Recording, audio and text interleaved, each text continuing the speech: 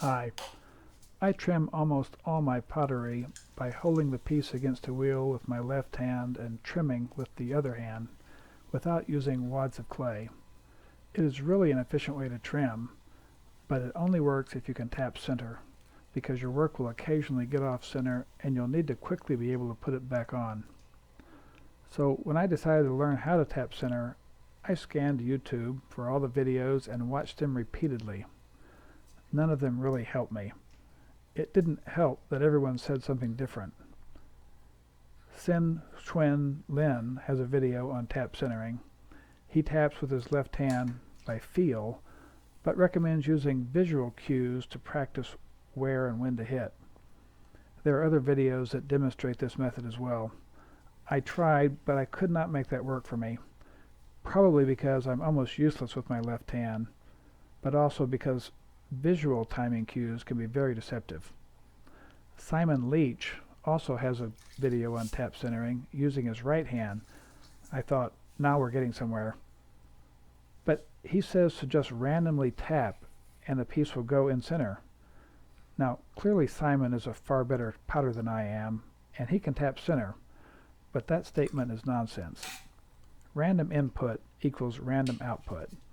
And if you look closely, he's not hitting it randomly either. I think it's become so second nature to him that he does not realize how he's doing it. So I put my engineer hat on and decided to develop my own technique, one that didn't involve any subjective criteria. I did a little force vector analysis and determined about where I should tap if I used my right hand and a counterclockwise wheel rotation. Then I set up a timing system to determine when I should tap. If you can feel and count out a rhythm with your left hand and tap a beat with your right hand, then you can tap center.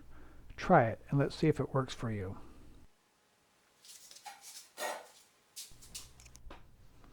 It works like this. Put your piece on the wheel and get it spinning at about 1 revolution per second, maybe a little faster.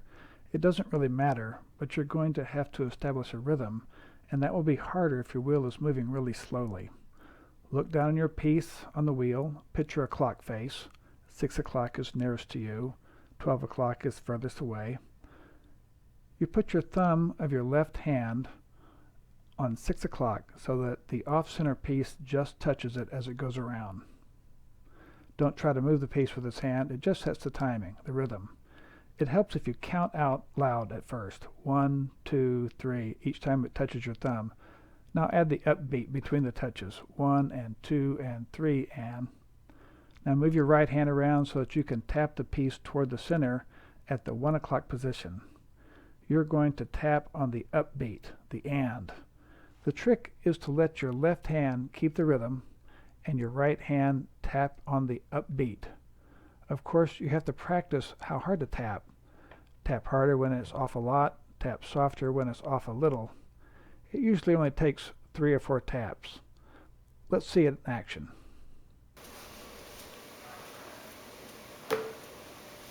One and 2 and 3 and 1 and 2 and 1 and 1 and 2 and 1 and 1 and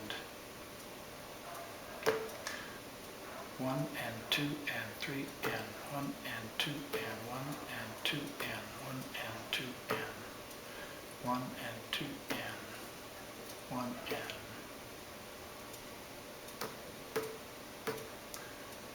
1 and 2 and 1 and 2 and 1 and 2 and 1 and 2 and 1 and 1 and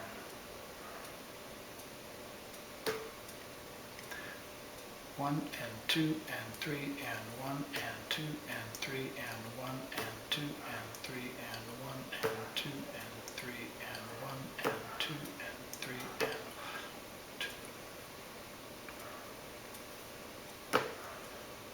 1 and 2 and 3 and 1 and 2 and 3 and 1 and 2 and 1 and 2 and 3 and 1 and 2 1 and 1 and 1 1 and 2 and 3 and 1 and 2 and 1 and 2 and 1 and 2 and 1 and 2 and 3 and 1 and 2 and 1 and 1 and 1 and 1 and 2 and 3 and 1 and 2 and 3 and 1 and 1 and 1 and 1 and 2 and 3 and 1 and 2 and 3 and 1 and 2 and 3. Well, there you have it.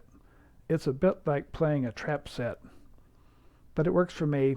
I hope it works for you. Thanks for watching.